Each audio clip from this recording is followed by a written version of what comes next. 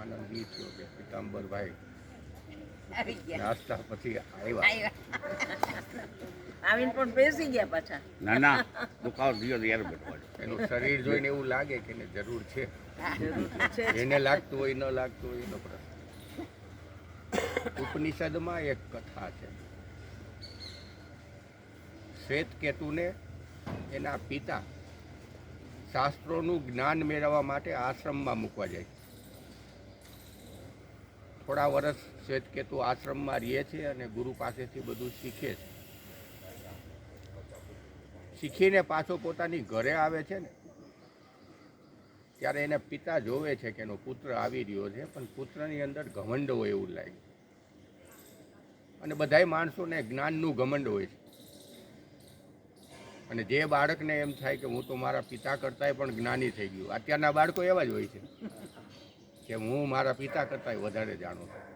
એટલે એનો થોડોક ઘમંડ વધારે હોય છે. પિતા જોવે છે, પિતાને ખબર પડી જાય છે કે મેં આને જે શીખવા મોકલો છે ને એ શીખીને આવ્યો નથી. એને આવીને એને પૂછે છે કે તું બધુંય શીખીને આવ્યો? એ કે હા, 18 શાસ્ત્રોનું અધ્યયન કરી આવ્યું અને બધા મને કંઠસ્થ છે. મારું ગુરુએ જ્યારે મને પ્રમાણપત્ર આપ્યું ને ત્યારે જ હું આવ્યો છું. ત્યારે એને પિતા એમ કહે છે કે તું એ જાણીને આવ્યું કે જેને જાણવાથી બધુંય જણાઈ જાય. એ કે એ તો મને મારા ગુરુએ શીખવાડ્યું નથી. એ કે તું અજ્ઞાનીનો અજ્ઞાની જ છો.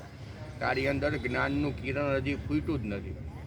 તું પાછો જા અને તારા ગુરુ પાસેથી શીખીને આવો. એ તો પાછો એના ગુરુ પાસે જાય છે.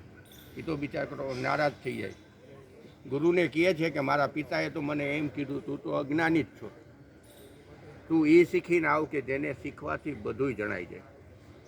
ઓલા ગુરુ કે એવો પ્રશ્ન તો તે મને પૂછ્યો જ નથી. તે મને જે કીધું બધું મેં તને શીખવાડી દીધું. વાદળ કેમ વરસે છે મેં શીખવાડ્યું, નદી કેમ વહે છે એ શીખવાડી દીધું, અનાજ કેમ પચે છે એ શીખવાડી દીધું. આ પ્રશ્ન તે મને કર્યો જ નથી ને આ તું પોતે જ છો. તું તારી જાતને ખાલી પ્રશ્ન કર કે હું કોણ છું, એટલે આ બધુંય જણાઈ જશે. થોડાક સમય રહે છે અને એ પાછો શીખીને આવે છે. ત્યારે એના પિતા જોવે છે કે મારો દીકરો હાવ સરળ બની ગયો, અહંકાર વિનાનો બની ગયો.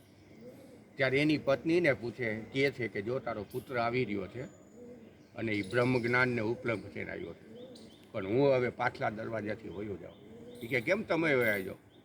તમને તો આનંદ થવો જોઈએ કે તમારો પુત્ર તો જ્ઞાનને ઉપલબ્ધ થઈ આવ્યો. કે મને આનંદ તો છે જ, પણ એ બ્રહ્મ જ્ઞાનને પ્રાપ્ત કરીને આવ્યો ને એ મને પગે લાગે ને એ વ્યાજબી નથી.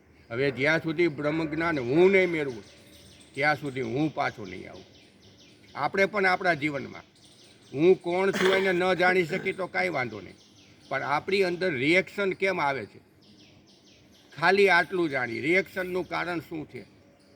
રિએક્શનની કારણ સામેવાળી વ્યક્તિ નથી, સામેવાળી વ્યક્તિ નિર્મિત છે. રિએક્શન એટલે આવે છે કે આપણી અંદર ઉપાદાન પડ્યું છે. ખાલી આટલું જ જો આપણે સમજી લઈને તો જીવન ધન્ય થઈ જાય.